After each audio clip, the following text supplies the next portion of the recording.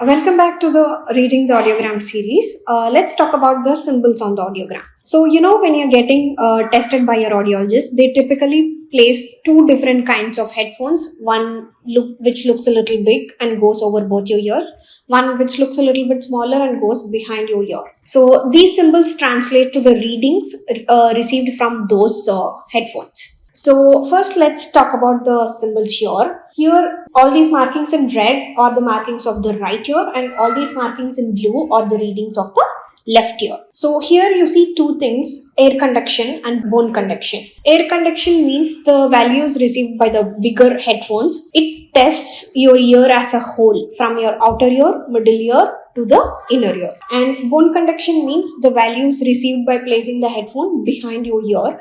That tests only the hearing levels as sent through your inner ear. And here you see certain words called masked and unmasked.